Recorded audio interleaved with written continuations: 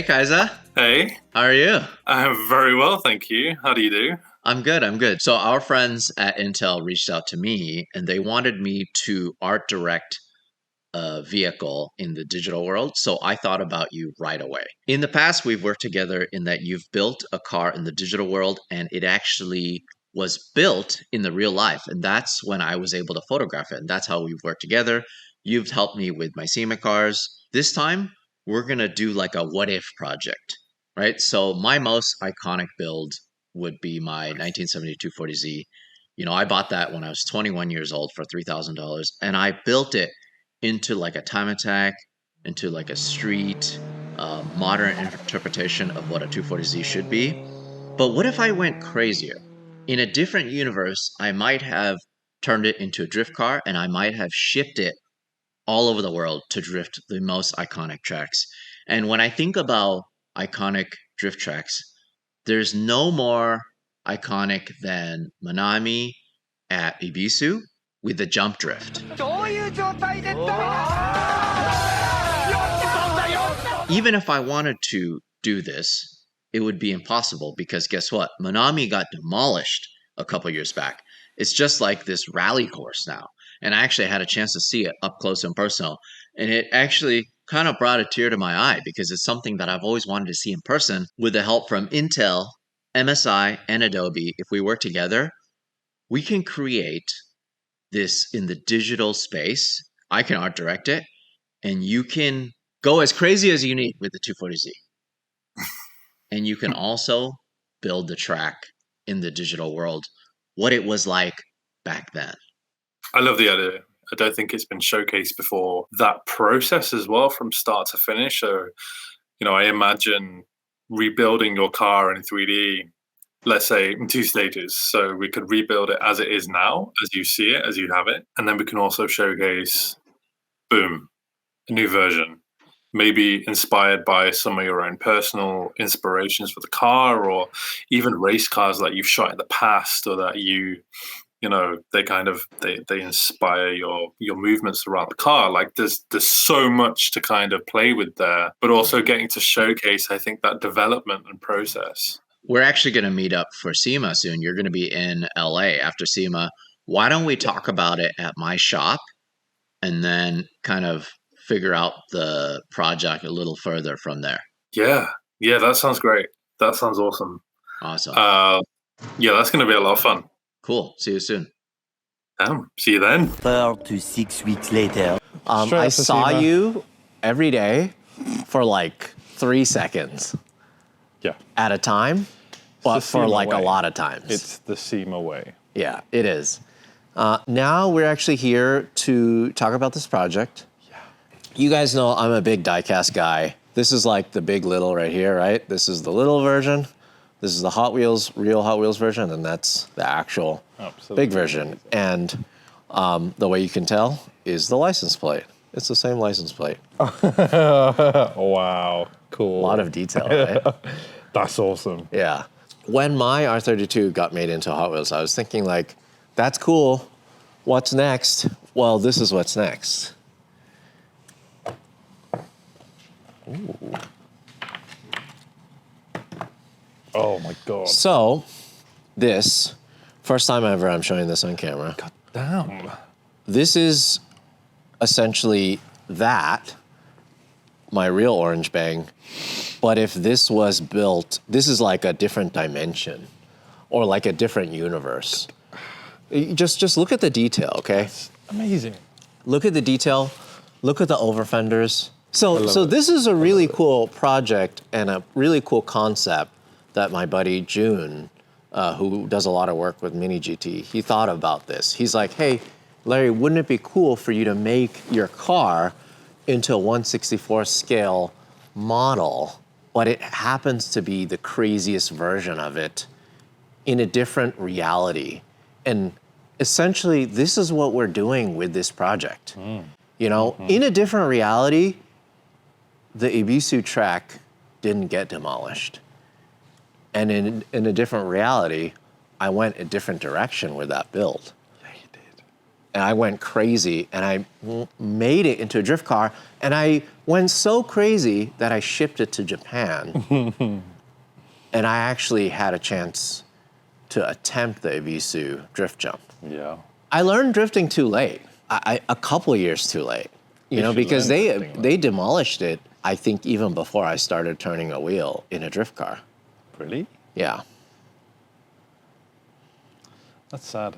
it is. But no problem, because we can fix No this. problem. We can at least pretend digitally. He says whilst laugh crying. Do you want to just take a look at the actual real car? Okay, I'm going to put in this real back life? down. I mean, first off, seeing this in person is very special. Because I've always seen pictures of it, but I've never really had an in-depth look at it. I also didn't realize you had as many stickers on the car as you do. Right. It's kind of my fun collection, right, love it. over the years. And I just kind of add to it. It's the 432R inspiration look, right? Yeah. With the carbon fiber hood. But of course, the 432R, they didn't have carbon fiber back then. But it still kind of gives it that look. I have a bunch of authentic BRE parts on it from Pete Brock in Las Vegas. I actually bought them from him. I love this overrider. Yeah. Is such a dumb detail that But it's a very unique and specific detail, I think. it's to the almost like build, the right? first thing that people Yeah. take out. I don't know. I think it just adds a character to the car. Love the wheels so much. I just wanted to get something that's kind of period correct, lightweight, functional. I mean, on these Advan A052s, this thing is a killer. It's so fast. Yeah. Oh, you haven't it's even so seen the engine bay yet. No, I haven't. Let me show you the engine bay. It's nothing crazy. SR20 out of a Formula Drift car. It makes 300 horsepower, 300 foot-pounds of torque now. In a car like this, though, that's kind of crazy. Yeah, it only weighs 2,150 pounds. Us building this vehicle digitally in this other alternate universe, Yeah. it's only going to make the story more I interesting. mean, for me, I love the fact that you have very specific elements about the car that you love, because I'd love to try and retain those and create something new, but still have it be relatable back to this and the reasons as to why you love this car. You know, like they all kind of come together as one, as making a car as unique and identifiable as this is. And I think it's important that we kind of keep that that basis and that recipe with whatever we do next. We just give it a slightly different look or emphasize it a little bit more. And now we head over to my separate office within Larry's office. I could tell you've been banging away at this computer. Oh God, don't so look at this. No, wait, no, don't look. because of how greasy the keyboard is. Don't look. The keyboard is so greasy. Nothing to see here. Okay, so how's this laptop been, by the way? Oh God, I love it. So I haven't ever really had a laptop that I can properly work off, because what I do is That doesn't make any sense. it's quite CPU intense. So every laptop I've had, it's either just refused to flat out render. I can get away with some modeling, but I can't ever render at the same time, so I can't really see what I'm doing. And this has been a life changer, and I think my friends are also happy that I have this now, because it means that I can actually work on the go, as opposed to not doing anything and leaving for 2 weeks. But it's incredibly handy and robust, and for photography, even for grading. That's what I'm using it for on this trip, especially. Don't even lie. You secretly use it as your gaming computer. Maybe. We don't talk about that. This has WASD, like, it's like a different color. I had to turn the RGB strip light off, though, Oh, it was too distracting. I'm just watching it. Charlie there is extremely happy that I have this laptop. Yeah. Oh my God. The amount of Thank times. So many. You can actually He's just do working work off now. a tiny little netbook. Yeah. He's working off his cell phone. Yeah, but effectively, yeah, he does more work on his cell phone than he does on anything else. Yeah. But now, he can actually do some Praise work. be. Okay. All right, so let's see what you've done so far. Okay, so what I've done so far is I've got a model of a 240Z online. I typically prefer a website called Square to buy models from, because they tend to be more accurate. But it's also a good starting base to build off if you want to do your own stuff. So kind of body kits or anything like that. This was a stock 240Z entirely. So what I've done already so far, based off your reference pictures, are your carbon hood. I've gone and modeled the front splitter that you have on your car. You even did the wheels already. I've done wheels, yeah. I've just mocked up wheels very quickly, wheels and tires, and then your rear spoiler as well, which I will, soon be making bigger and larger. Much bigger. I'll start to model your rear bumper and the front bumper that you have as well. I know a lot of people get rid of them, but I will not. No. But if you want to see it with some more realistic light, magic. What? So I'm using 3ds Max. That's my preferred modeling software, just because I've used it for years. It's what I learned when I worked at EA, and I've kind of stuck with it just because it works well for me. Also, this laptop renders out things very quickly. Whoa, it's actually pretty detailed. Yeah, so I've added carbon, made a carbon texture so that, the carbon is matching the carbon that's on the bonnet of your actual car. And the next steps, what I'm gonna do is, because I wanna do this in 2 stages, I wanna get the car to this level, as it is here, and then I wanna look at our references that we get on transforming it into something wild. So I will then take the images that you captured of your stickers from the car, your sticker on the rear spoiler, your rear windows, the front splitter, and your rear license plate, and I can transform them into textures that I can put directly onto the car. One thing I do have to say you got to do on the new car. Yeah. We need headlight covers on that car. Headlight covers? Yes, just like on here. Look how cool that looks. Yeah. Because it continues the body line. I agree. And that's one of the things I didn't really like about the sugar scoops on the stock 240Z. So how come this is a G-nose? Was that your choice? No, that wasn't my choice. I mean, I'm cool with it being either nose. I like the G-nose a lot. I think that would be kind of cool too. I always thought, hey, maybe it would be cool to have a G-nose. I have a lot of love for the G-nose. Maybe it needs to be a G-nose. Interesting. You tell me. Okay. It definitely adds to that racer. It does. Look. It does. I'm just trying to imagine that with its front wheel lifted off the ground, drifting sideways, and just imagine it looking incredible. Yeah. Okay. Let's do it then. Whilst we were by the car, we briefly mentioned and discussed a MSI 240Z. Yes.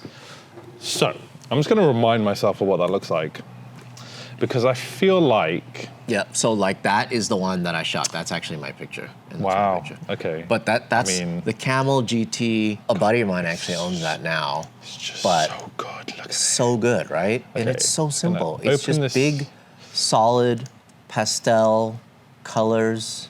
So I'm going to open my ref documents that I use. I'm going to just drop this in there so that I can now. I'm going to drop this in there so that I can form a visual library of inspiration. Yeah, like that. That is such an iconic livery. This one, yeah. Look at that Canon AE1. That It's might Canon as well. Oh my. Wow. Oh my God! It was Imagine meant to this. be. So we could do our own version of this. I'm thinking this, but with headlight buckets still. Yeah. And we You could know? go slightly more aggressive as well, like slightly more angular, Yeah. like play off, bring back some of these lines. Could you of the imagine car. seeing a drift car that looked like that? That would be so cool. We could maybe angle out the front splitter a little bit more as well. But okay, that's just first. Yeah, so search as well. that one is owned by Rob from Z Car Garage. He actually races it still. Really? But same look, Yeah. same inspiration. Very, very, very fast.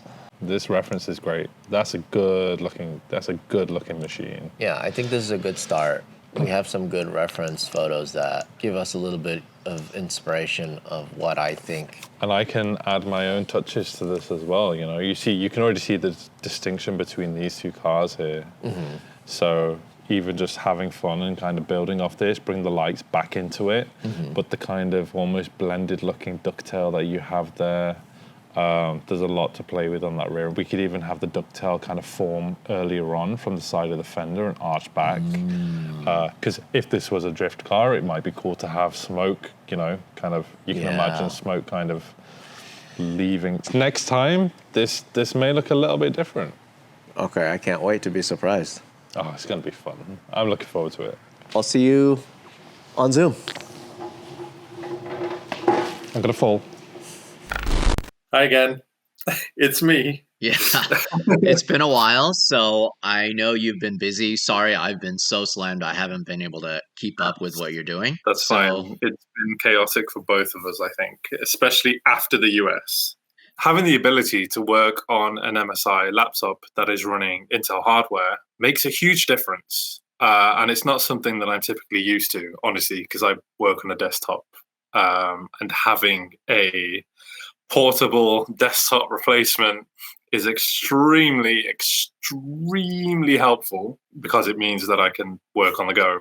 And yeah, I actually started modeling what we discussed pretty much after I met you, whilst I was still in the US, still on the go, which is insane. So yeah, I guess I'll just jump in and show you what I got. I don't see your screen. Yeah. Really? Yeah, can you share your screen? Yeah, that might help if I actually click share screen. You know, that's usually Oh, okay. All right. KYZA is presenting. Hi. Okay. All right. Boom. Holy wow, that is so insane. Okay, so that is my car, but it's like a extreme version of it now. Yes, it is. Whoa. So you were I- able to create this 3D model just from pictures, and then you just kind of added to it? Yeah. So I used our kind of image reference that we took, and I mean the main thing for me, and it's missing at the moment, but you'll see when your decals are on the car because they're quite unique and a signature look to your car. But I wanted to keep this something that immediately you look at and you're like, huh, that kind of looks like a certain 240 that I know, just slightly wilder. Mm-hmm. So yeah, honestly, it was a lot of fun to kind of work on and get it to this point. You know, we had discussed potentially doing a Genos on your Z, but whilst also retaining their front lights, which I have also managed to do in this kind of weird form. And you can also still cover them, so they act as light covers, which I think is pretty cool, pretty unique. I haven't really seen. That is so cool. So the cool thing to me is the wireframe when you show like how smooth everything is, and I don't even know where to begin to fathom how you did this, but it just looks really incredible, and it honestly looks like something I would drive today. It's it's pretty fun, honestly. So just to show you what the car looks like with some light hitting it, you can kind of see here in terms of textures, you know, like the rear as well. Kind of we've kept I modeled in the specific rear bumper bar that you have on your car, which I love, by the way. I can't believe how good that looks. It's so crazy to me because the image on the top looks like a cartoon or looks like something from a video game. The image on the bottom looks really, really realistic. Like the carbon is really nice, fine detail on the hood, and also, oh my God, the paint texture, everything. I can't believe how detailed it is. How's that even possible? And it's 3D. You can move it any which way. Yeah. I can make your car a different color if you wanted it. You know, I don't know what's your favorite color? Is it orange? I think it looks good as an orange car, honestly. But you can change it white. Yeah, It looks pretty cool. Oh, wow. So it's if like you don't know what color to make your car, don't worry. I got you. That's cool too. Every color that you're changing it to is so amazing. You want a nice special? Oh wow. Okay. You know what I really, really like when you're doing this kind of stuff and when you're changing it around, you can really see the pearl in the Yeah. paint. How is that even a thing? How does it do that? It's just those small little details that they add up. They What's add up. blowing me away is you're doing this in real time. Like this is actually Honestly, happening. This is rendering okay. in real time. So this laptop, like its render speed, is phenomenal. The fact that you can almost get a clear image, like it's giving me a clear image within 2 seconds. And that's what my desktop does. Like that's what my desktop does. It's ridiculous, Oh honestly. my It god, really that is. orange is so nice. It pops really good. Okay, so then can you explain step by step how you got to this point from when I saw you at my garage? We started off with the base version of your car, as we saw. It had your stock fenders on, carbon hood. I had everything set up, and then first step for me was creating the wide body kit. So I essentially start in a way where I'm just working on some solid, simple geometry, right? So that almost looks like this. So Whoa. I That looks start. that actually looks so cool. You know what that looks like? It looks like a like I don't know, like Gran Turismo 1. You know? Yeah, low poly. There you go. Low Um, poly. so I start with a very rough cylinder here, and then from that point, I will expand and move points around. So all these little points here that you see, they all play a part in bringing this geometry together. But you have to do it in a way where it makes sense for the car as well. So now I'll show you in a sec. You'll notice that the fender has a kind of it's got a roundness to it, right? So it's got a roundness to it. It's not flat. So you're thinking about how's the tire going to sit within this. So you then go about adding in edges, which is what you see here. This is an edge, which means I can increase the top of this fender to allow for the tire to sit within it. And then from that point on, using the imagery that we had gotten as a reference, so say we're using the IMSA cars as inspiration. If I load a very early example of our mood board, right? Like these are the shapes that I want to try and recreate here. So I will keep this open and literally I'll just create my own reference and interpret what I see here, but in my own way. And that's pretty much how I go about doing all of my modeling, honestly. And then it's a case of just bringing all the elements together, right? So once I'm happy with an initial design, a lot of people tend to sketch these out first, but the way I work best is honestly, I manipulate as I go along. So I will alter the design constantly until I'm happy, but looking in real time as well to see how reflections are reacting with the car. So I also typically will work with the car being all black to begin with, so I get a good indication as to what the reflections are looking like on the car. So the reality of it is I'll probably end up working on something that looks more like this in this form. And then once I'm happy, I'll start to bring everything together and adding in little details. Like there's little GoPros on the car now. Oh, that is so cool. So kind of tying in those elements together again, like custom rear diffuser at the back of the car and fuel cell and stuff. It's just tying in all those details. But with this, I have to get this to a stage so that I can then texture it properly. So what you see now is very, it's very base texturing for what I want and need this car to be. So I will then take this into Adobe Substance and I will paint on the car. I'll weather it a little bit, make it dirty. I'll add your decals that we also kind of took, I cut out, and we'll apply them to the car. And it's just slowly building everything up until I'm visually happy with it. Which can honestly, it can go both ways. And then set height, set ride height, and then I will start on the environment side of stuff, which is also a pretty cool, quick process. Super cool. So kind of what I then did after I got the car ready, before we go into Adobe Substance for texturing, I really wanted to create a very base mock-up of Ibisu and the jump scene. This is so cool. So that's the car in the jump. What's that on the bottom right there? So this is going to be the road. So you'll see here. So you where can did see you here get kind of the scale of things, right? Where did you get this? Like, how did you create this? I've modeled this. So this is everything that I've modeled and I've put together using image references. So you've got this will be the building in the background. This will be like those the barriers at the side of the track.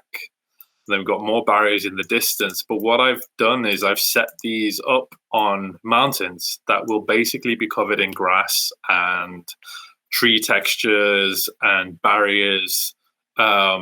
And that's going to be the fun part. So you cheater. I can't believe you could do this stuff. Like, this is crazy. So what I'm going to do with this now, though, is so you can see I've got your car mocked up for the shot. This car is now going to go into Adobe Substance. It's going to have its textures done. I'm going to do some weathering, do some dirt, make it look like this car has been through hell because you're driving it. So it seems only suitable. And I'm pretty hard on my cars. Bring back into the scene. And then I'm also going to do some texturing for the scene within 3ds Max and Corona. But the special part of this and what I'm really excited for, I think, is once we've done an image, we can then take that into Adobe Photoshop. We can use AI tools to change elements within the scene that don't necessarily have to be 3D modeled. But then we can also save that out, and we can also then take that into Lightroom and grade in Lightroom as if you would any of your pictures. This is going to be a dumb question, but once you create this, it means that you can export it as like a crazy 100 megapixel image if you wanted to, right? If I wanted to, yes. It just means that the render time would be significantly longer, but you can pretty much render out an image any size you want it. Got it. Okay. Wow. This is so cool. When you do it as a clay model, that's when you can actually see that it's serious countersteer going over this bump here. Yeah. Countersteer is happening, and then the height reference. I'm using Daigo's image as reference for this entire scene, which is great and it isn't great because it's quite low res and you can't really get a high res image. It's quite chaotic, but I think that adds to the elements in the scene because the car is going so quick. You have the motion blur, which will be a lot of fun to mimic within our render.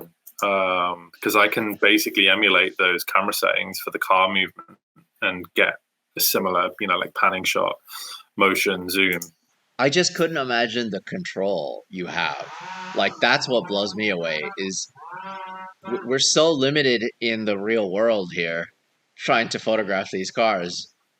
Yeah, it's very much at that moment. You have to be there at that moment and you have to be on it as well to try and capture that moment. The more and more I work with you, the more and more this kind of stuff blows me away. It's just crazy. What's our next step? So next step is getting this thing into Substance. Adobe Substance. Whoa, that's what it looks like on the bottom. It's all rendered out. Wow. Oh yeah. So there's no textures applied here at all or anything like that. So you're seeing it in its rawest form at the moment. Oh, that's so cool.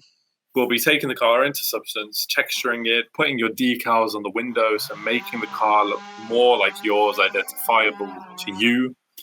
And then we'll put that back into 3ds Max. I will then work on the environment in the background, add some trees, add some grass, then add motion, render that image out.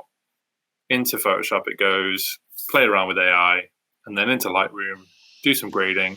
So next time I see you, we'll be in Tokyo together, and that's kind of when you'll show me the final product, or as close to the final product as possible. Yeah, absolutely. Okay, perfect. Awesome. Absolutely. See you in Tokyo then. See you there.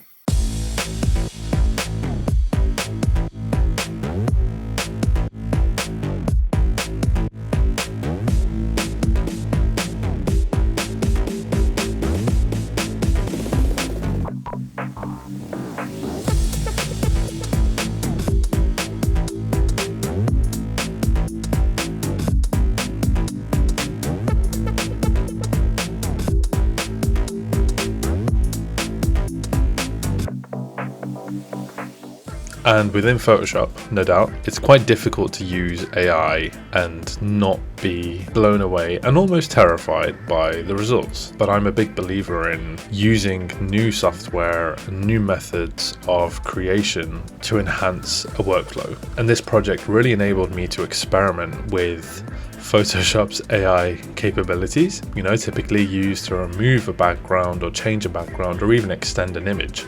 I really wanted to kind of push the limits of how I've used AI in the past within Photoshop. I decided to basically give myself a template, which would end up being the original render that I rendered out in its very most basic form. This didn't have to be really high res because I knew that at the end, everything would have motion blurred. So I started to first play with the building that you see in the background, top left. Started playing with the tree line a little bit as well, trying to make it a bit more of a hill, similar to Ibisu.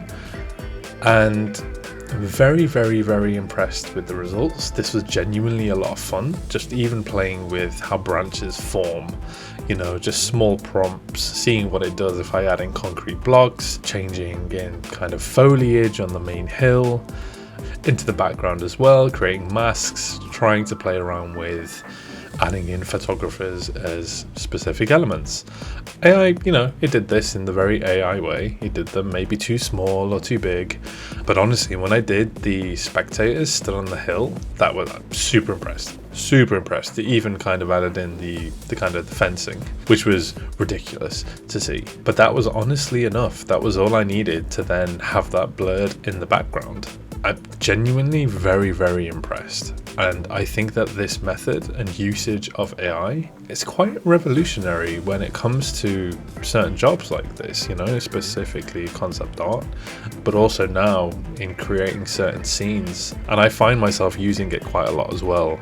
If I'm making an image that might be landscape and I need to extend this into a 4x5 image or even a 9x16 image, it works way better than I expected. And then we have Substance Painter, which in itself is a piece of software that I have used before, but only in its very basic form. I kind of had to relearn it, re-jump into it for this project, which honestly I was happy to do because I've always been quite fascinated by the usage of Substance, and I just genuinely didn't really know how to kind of work it into my process. So this project kind of forced me to do that, which I'm very happy about. So I basically imported the model into Substance, figured out how to kind of get decals onto the glass, and so I started to kind of build the car back together after creating some UVs, got the carbon and the body, and you can add any kind of textures you wish, any color you wish. And you can play with dirt, you can play with rust, you can paint in dirt in specific places where you want it. So I had a lot of fun playing around with this, and again, you won't see half of this in the render itself, but playing with this just really enabled me to kind of explore. But it's a bunch of fun. This was a really fun part of the process, and probably one of my favorite parts of the process as well, honestly, and it's definitely something I'll be using as part of my workflow moving forward. So jumping into Substance and learning this on the fly, there was no pressure. There was a lot of pressure to get it right, but I'm happy I did. And hopefully Larry enjoyed seeing this as well, and these little details. I might have to do a separate render, but yeah, Substance Painter has always been one of those pieces of software that I've seen so many people use before, and I never really have had the time to delve into it. So I'm really happy that this project kind of enabled me to finally do that. I'm very happy with the results.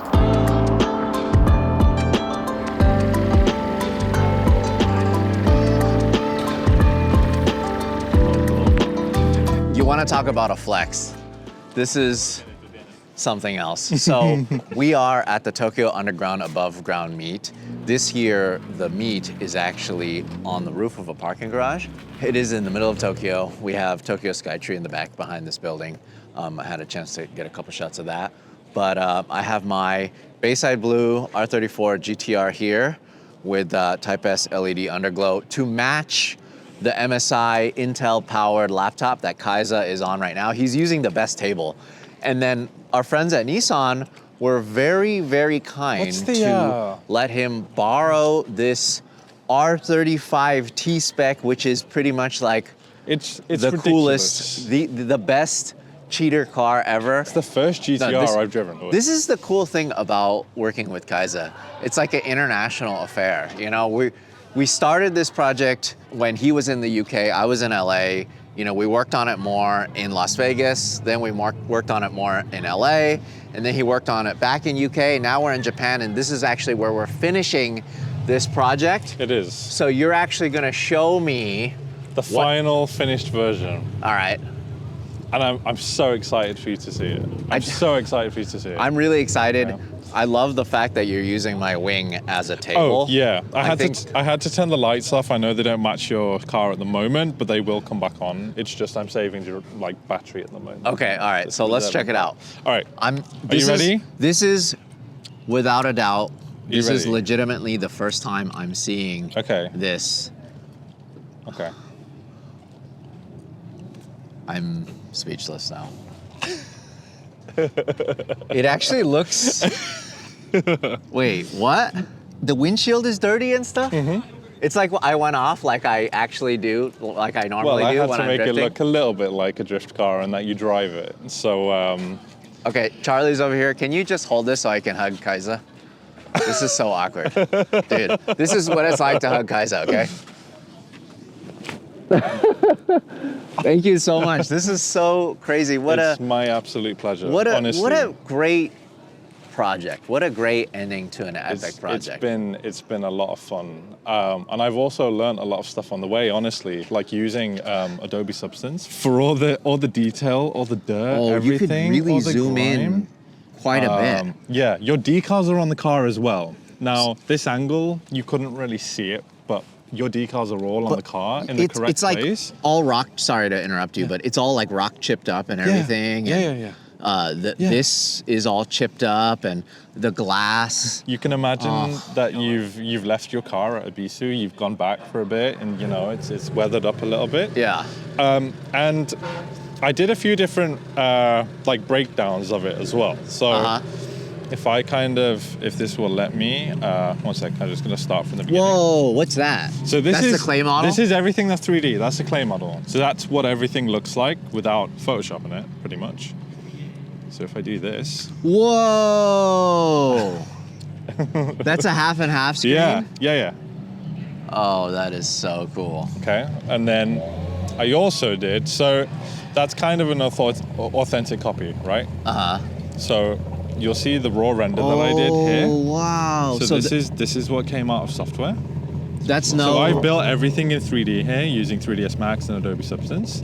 And then I've combined Photoshop. I've used Photoshop AI as well to make everything kind of look real. I've painted in details, I painted in tire marks. It almost looks like something you shot at like 50th of a second or 60th of a second. Yeah.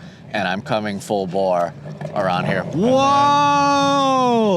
Here we have... No, you didn't. No way. And then the render. You know, the funny thing is the reference is from a grainy screenshot of their of their actual stream. It is. And you recreated this from that. Yeah. That's including the crowd. Yeah. That's including the barrier. Yeah. Like so for the things track are a little barrier. bit different, because I wanted to kind of also make it. Yeah, you even have a guy there, like a media guy, and you even have the building here with the logos. Yeah. Wow. Yeah. Dude. Thank you so much. We're gonna have to add in clap noise there. Yeah. Yeah, I'm just so happy you like it. It was a lot of fun to work on, honestly. Oh my God. I'm very grateful for the opportunity. So thank you very much. Thank you to Intel. Most of all, thank you to Adobe. Honestly. Thank you to MSI for your help on this project. This is like a really long-term project for us. Yeah. I mean, this took months and months. And then I did a graded version as well. Oh! So this is the final.